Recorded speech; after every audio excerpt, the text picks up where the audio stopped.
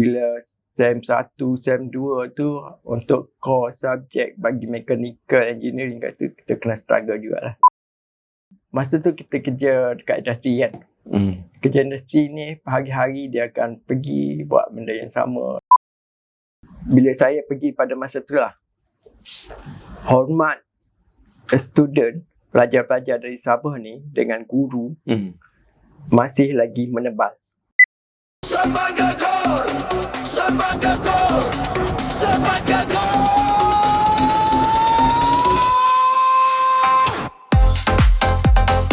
Assalamualaikum warahmatullahi wabarakatuh dan selamat pagi. Kita kembali ke episod yang entah keberapa ni, tak tahu, tak kira. Episod yang seterusnya dalam Sembang Gegar dari studio Unit Pembangunan Instruksional dan Multimedia Politeknik Sultan Mizan Zainal Abidin. Jadi bersama-sama kita pada hari ini adalah sahabat saya yang juga kita punya sifu saya yang telah pun bersara, dan kita nak koreklah sedikit dia punya pengalaman sepanjang perkhidmatan beliau di sistem politeknik. Dan bersama-sama kita pada hari ini adalah Encik Mazudi Ramdan. Terima kasih pada host kita, Encik Ijam. Betul tak saya sebut nama Encik Mazudi Ramdan, nama ayah? Betul. Betul kan? Ramdan. Sebab kita jarang sebut nama ayah kawan-kawan ni kan. Kita biasa sebut nama ayah student. Kita sebut nama, panggil, attendant dan sebagainya kan.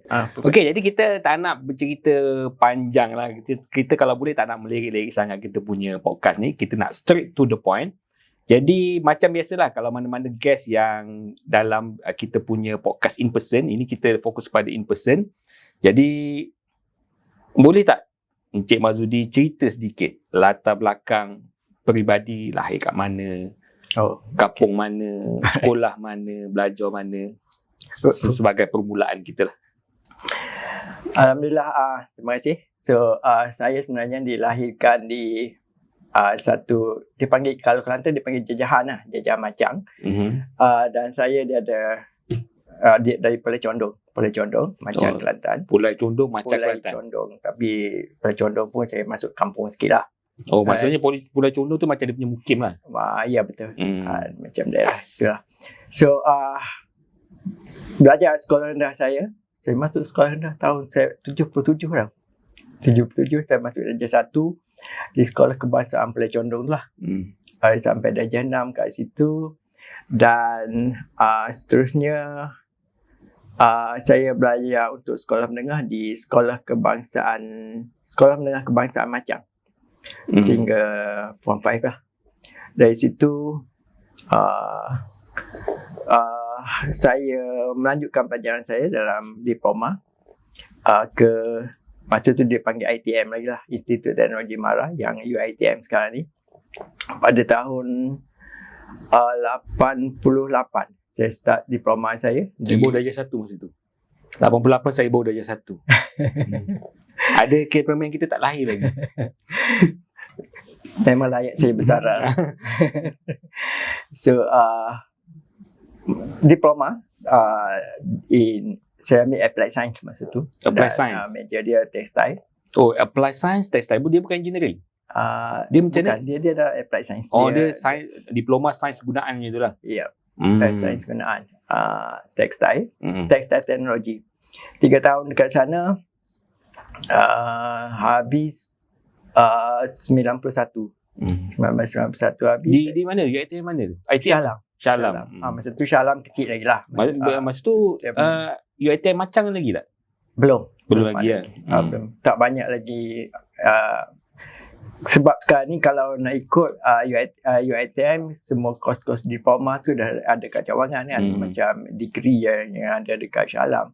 Tapi masa tu rasanya degree tak ada lagi masa saya belajar tu. ITM semua offer diploma masa tu. Diploma sahaja. Tapi advance diploma dah ada. So selepas belajar, selepas tamat diploma, saya kerjalah sekejap rasanya dalam 3 tahun, 2 tahun lebih lah. Kerja sebagai apa tu? Kerja dekat masa tu kita punya ekonomi tengah naik tau. Sebab di awal 90, 91 macam tu, banyak industri-industri yang Ada lah. Masa tu Tawaran Dr. Mahathir kerja. pun baru lancarkan wawasan 2020 tak silap kan. Masa tu tahun 90-an. Rasanya 90-an, masa tu belum lagi. Belum lagi. Dia dalam 20 dalam 95 ke Hmm. atas gitu. Masa tu dalam 91, 92 gitu lah. Saya kerja dekat industri kerja hilang lah panggilan masa tu. Kilang yang berasaskan tekstil ke tak? Textile Garment. Saya kerja dekat nama company tu Eastern Garment yang dia buat, dia terletak di Pengkalan Cepa, Kelantan. Alright. Mana kerja di kampung baik kampung kira kan? Nak Dekat kata lah. dekat lah Dekat. di negeri yang Negeri sama sama. di Kelantan lah.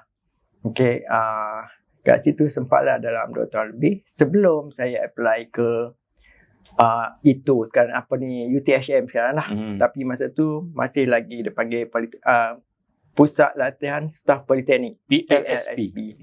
Saya batch kedua masuk dekat situ. Masuk tahun 90? 95. 95. So yang tu dia offer mechanical engineering, major in textile juga, textile juga. So dekat sana Masa tu yang tu engineering lah. engineering. So saya dah apply sains nak masuk engineering tu. Bila masuk SEM 1, SEM 2 tu agak Dia lain juga sikit rasa apply science dengan engineering. apply sains ni lebih more on teknologi, more on apa panggil mesin teknologi yang pada mesin, macam mana proses apa semua tu. Dia bukan kejuruteraan. Oh, dia bukan tak ada analisis. No, tak ada. Oh, okay. Dia based pada hands on lah. Banyak kepada penggunaan mesin, production, macam tu. Itu applied science. So bila SEM 1, SEM 2 tu untuk core subjek bagi mechanical engineering kat tu kita kena struggle jugalah sikit. Banyak calculation masa tu kan. Subject Ya, calculation, tahu lah. analisis. Bila masuk pada strength apa semua tu kita tak pernah jumpa benda Oh, masa diploma tak ada belajar kan? tak ada sebab dia bukan engineering. Bukan engineering. Dia banyak kepada sains, chemical, fizik macam tu ada, chemistry macam tu. Dan so dekat PLSP masa zaman saya tu PLSP dia bertukar daripada PLSP dia jadi Institute Teknologi Tun Hussein On. Lepas tu masa dia tukar jadi U tu sebelum itu dia ada satu lagi college university. College selepas itu dia panggil college itu. Lepas tu baru UTHM. Yang UTHM tu saya dah habis lah. Saya habis saya buat degree sampai 98, lepas tu sambung master education apa semua. So tahun 2000 saya start kerja dan first kerja saya posting dekat Kota Kinabalu lah. Oh, jadi maksudnya selepas habis degree terus sambung master education di tempat sama di itu. Masa tu itu dah ke? Masa tu itu dah? Itu rasanya itu. Sebab saya masuk itu 99, tak lama lepas tu jadi Kuito. Ya. Saya ingat dalam 2004 ke sebab masa baru tu jadi UTHM lah. Masa tu kan yang Konvu masih lagi dekat UTM. Saya tak sempat kumpul UTM. Konvu masih lagi UTM. Masa tu Konvu degree Konvu degree dekat UTM. Lepas tu master, and then habis master je dia posting ke Politeknik Kota Kinabalu.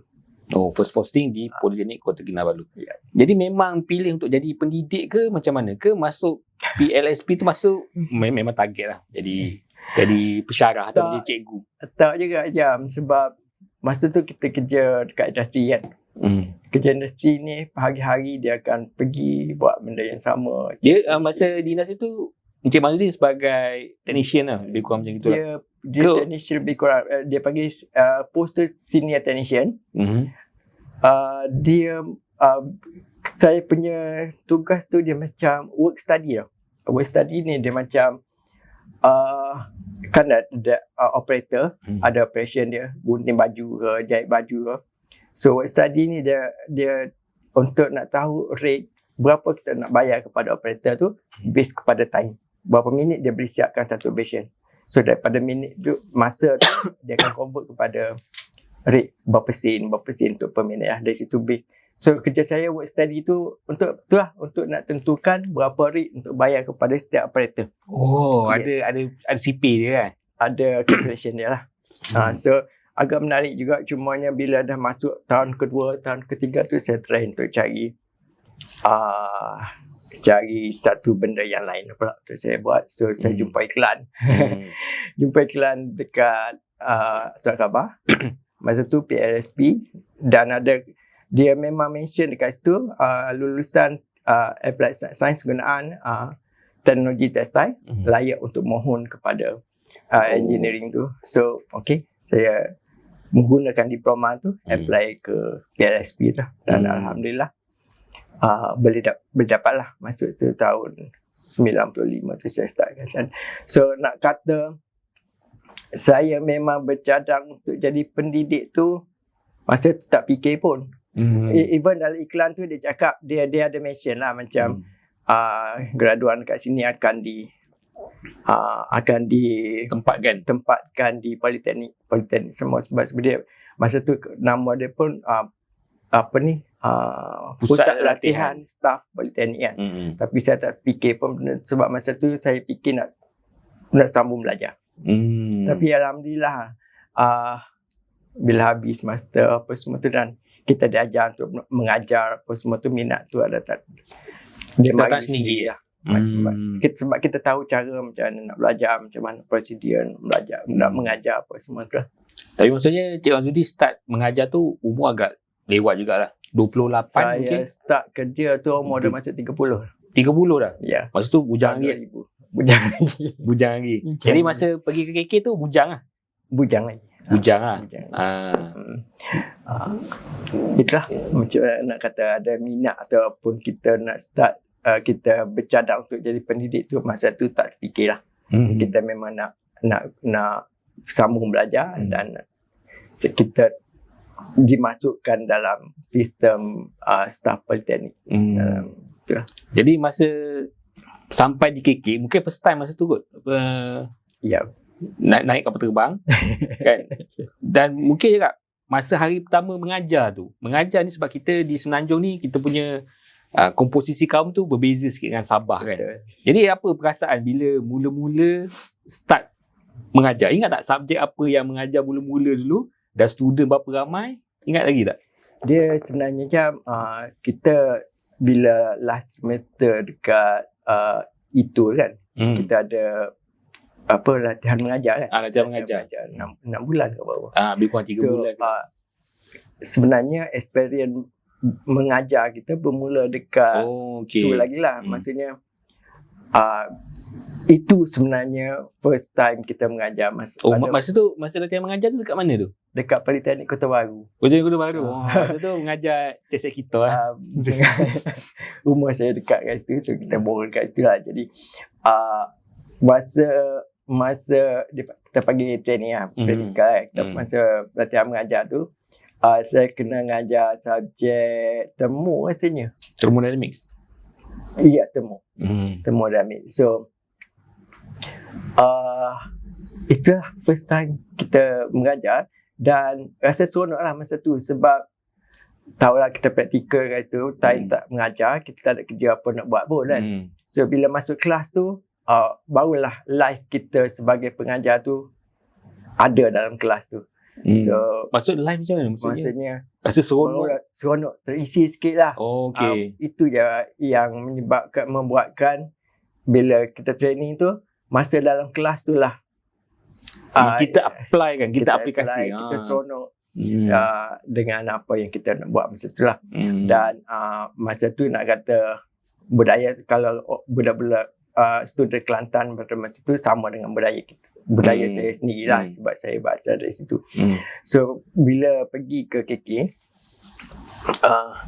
Politeknik Kota Kinabalu, pada masa tu Politeknik Kota Kinabalu yang kampus besar yang ada sekarang ni belum ada lagi. So kami ditempatkan pada dua tempat lah. Satu tu dekat dia panggil Sekolah Teknik Likas. Yang tu untuk khusus seperti awam dengan elektrik dekat sana. Awam dengan elektrik. Dan kami dia ada sewa satu bangunan dekat satu kawasan yang Inanam ni kira satu pekan yang sibuk jugalah. So kawasan yang bangunan yang disewakan tu adalah dia berada dekat kawasan yang macam SME lah, banyak kilang-kilang kecil apa semua tu. So kita ditempatkan dekat situ. Kecil je. Pada masa tu staff pun ada dalam belas orang. Maksudnya di Inanam tu untuk mekanikal lah. Mekanikal dengan Di Likas Likas tadi mana? Likas. Di Likas awam dengan elektrik. Awam dengan elektrik. Di Inanam tu ada mekanikal dengan bisnes. Account ke bisnes. Dengan perniagaan lah kat situ. So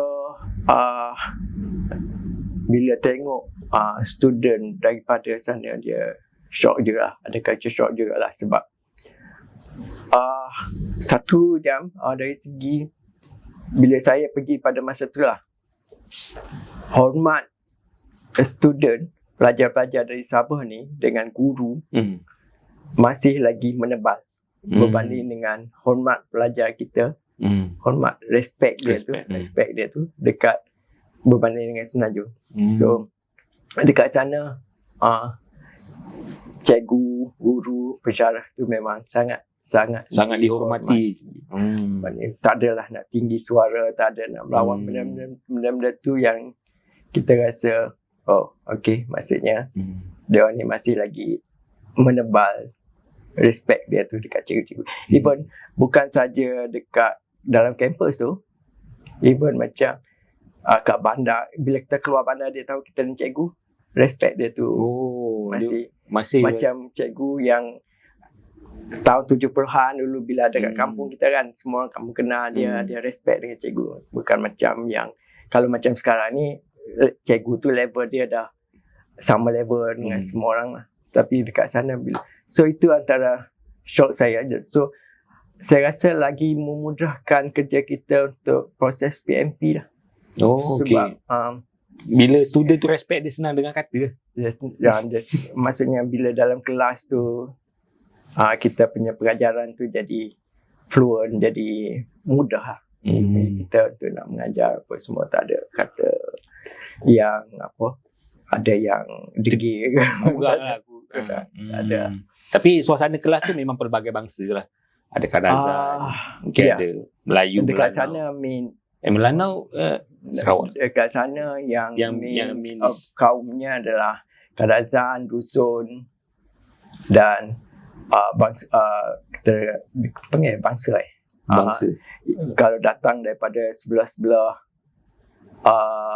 Filipin, sebelah Tawau. Tawau. Tawau Sandakan dia di sana, dia main macam yang keturunan Bajau. daripada Bajau, Banjar, Moro. yang yang berasal daripada Indonesia punya bangsa tu lah. Dia bangsa-bangsa Bugis, orang gitu. Dan pada masa saya ngajar tu, ramai student yang majoriti lah daripada Tawau. Sebab di sana ramai Melayu. Kadazan, Dusun pun ramai juga lah. Tapi taklah seramai, sebab masa tu kita macam kampus kecil lah. Kita punya pensyarah pun ada dalam belas orang. Ada pernah satu masa tu sampai 12 orang je. Nak kata the whole thing, maksudnya dengan bengkel pun itu, LI pun itu, jadual pun pernah sikit lah. Masa tu ngajar 20 kredit ada kot. Adalah dalam 2-3 subjek lah kena untuk mengajar tu. Tu pengalaman yang tahun-tahun pertama bila dekat KK tu lah.